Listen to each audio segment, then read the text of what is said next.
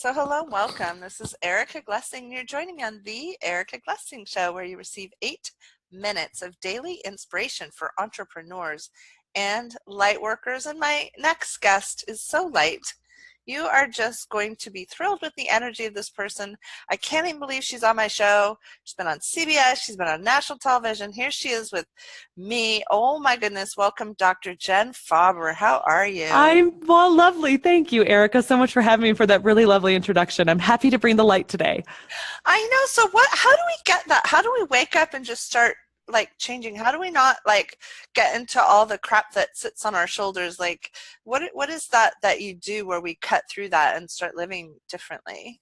I think it's a constant balance of priorities and routines. I think so many people get really stuck in the routines of life, what we have to do. We all have responsibilities and obligations, but a lot of times we get so lost in what we have to do that we forget the perspective of what makes those routines beautiful and also the power to change them. So Yeah. I think one of the biggest things is to really look at it from a place of gratitude and being present. A lot of times people are so focused on what do I need to do in the future? What's the next goal? What's the thing I'm going to put off until Friday or the weekend? Or Right. also looking to the past, saying, what are the things I'm regretting or I missed or I should have done differently or I wish I had?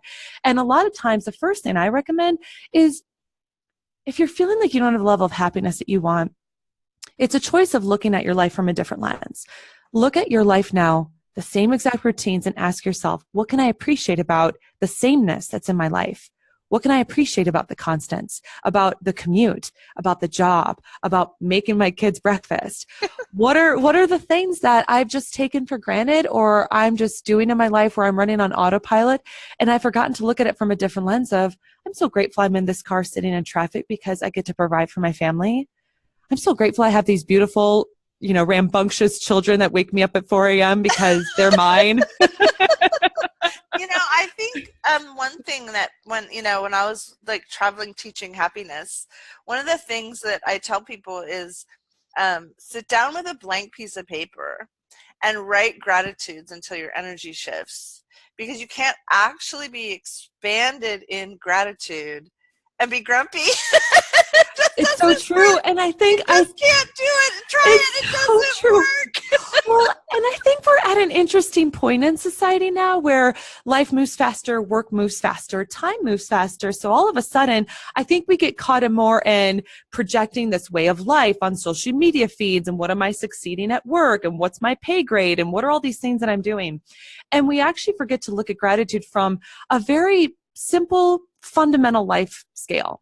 And Yeah. that was one of the things that really helped me on my own path in life to get recentered on what I wanted, because I realized, for a long time in my life, I lived very success driven. I'm very proud that I have the initials DR in front of my name. I'm very proud that I built a really successful practice. And I'm also really proud that I sold it and walked away from it because I started to be more grateful of the freedom to design our life and also grateful for the basics in our life. I think we seek instant gratification in material things, quick wins, people liking our posts and liking us.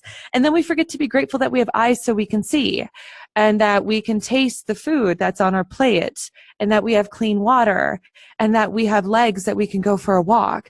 Those Right. basic things that are always with us. So I Yeah. agree. I'm all about mounding the gratitude and piling it on so we're not I just want getting to lost in stuff. I want to back you up to that thing of like likes. I'm really curious about one of the things that changed my social media presence was I started doing some automatic posting, which I had always kind of stuck my nose up around automatic posting because I was like, not me, like I'm going to always post real time. And what I noticed was that as I let things get posted that were things that, like my podcast, like things that I cared about, it wasn't like I was posting Sure. anything fake. It was like, hey, check out my guest is so awesome today, Dr. Jen Faber, who wrote a really good book. We're going to get to that in a minute, The 90-Day Life, I'm just saying. But as I started automatically posting, I wasn't looking at who liked it before I posted my next thing. And so I Mhm. stopped tuning into all that like judgment immediately to determine my next step. It was like, no, my next step Yes. is this. It's not what someone likes or doesn't like, or his this, or hey, this one went rocket crazy, this one didn't. But what can we do to stop being so it's almost like a need to have people like it in order to think, oh, I should even let that post exist. It's interesting because I think the reason why that's happening is that we are getting so focused on the noise outside of ourselves and trying to seek external validation and forgetting to actually create time for silence and quiet to listen to what's going on within our own minds, because typically we don't like what our minds are saying. It's typically a lot of head trash or babble or pressures or doubts or fears. And so I think one of the first things to actually look at is, what can you automate and systemize in your life? Routines are a great thing. They're a great thing if they give you the space and the time to Right. reflect on what's important to you so you can grow and evolve. Where routines aren't good is where they keep you stuck. So I would first look at, what can you make routine in your life? What are you constantly thinking about every day, every week, that you can start to make more systemized, like your menus, your workouts, your morning routines, Yeah. and start to free up some of that space so you stop, how do I say this, caring about the thing, and you start focusing more on who you're being and Right. create that quiet space. And that's something I recognize, because I think for a lot of people, we use these distractions to make us feel good about ourselves, but we actually miss the opportunity to change the course of our path in life every day, whether that's from changing the direction of circumstances or actually changing our mentality around it. We're taught that life is linear, so we get bored, which is why we have midlife crises and quarter life crises. So people are seeking distraction. I So the don't have first that. I'm so lucky. I didn't go through any of that. I'm going through different things, but yeah. as I've gotten through every decade, I'm kind of like, I seem like I keep getting younger. So it's really kind of interesting.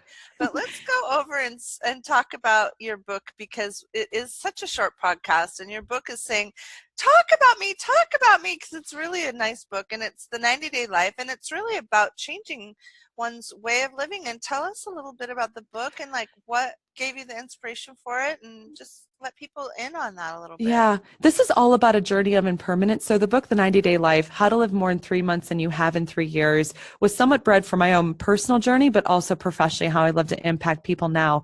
We're all taught to live a very linear path in life. And because of that, a lot of times people feel that the typical path of life is to wait for a golden opportunity to live somewhere in the hazy future. So we end up saying no to ourselves, no to our dreams, no to what's important. That's what I realized in my life. So I went through my own 90-day life challenge before even writing this book. So in the book, I take readers on a 9-stage journey on how to create urgency in a positive way and momentum to live your life now and stop taking time for granted and putting off what's important to you. So what readers will discover in the book is, first, why are you living for the weekends or waiting until retirement, and how do you break this cycle? How do you avoid that midlife crisis, and how to actually map out your life choices Yeah, and own your past I so love you it. can build a new path in life. But I also tap into, how do you prevent those future regrets? How do you actually have the courage to act on what you want in life and not let fears hold you back? And don't settle for a present life if that's preventing you from living a happier future. So in it, Wow. I really structurally give out a 9-step roadmap to rebuild your life in 90 days. And it's all about helping you become more on fire and more on purpose, and realize you can create faster momentum in your life than what you've ever realized. So you stop putting your life on hold. Wow. Well, thank you so much for coming, Dr. Jen Faber. For anyone who missed that name, and the 90-Day Life, go get the book, please, and tell us how to reach you and find out more about you. Sure. So I love social. Instagram's my jam. You can also follow me on my site, Dr. Jen Faber, and that's FABER.com, or you can find me on Instagram. I'd say be the best, or LinkedIn. If you're a professional connection, I'd love to reach you. And if you want to check out my book, don't go direct to Amazon. Go to 90daylifebook.com and then get it off of Amazon from there, because I'll hook you up with a lot of sweet bonuses for free when you get your copy. So check it out at 90-Day Life Book, and I'll take care of the rest for you. Thank you. Thanks for coming. My pleasure, Erica. Thanks for having me.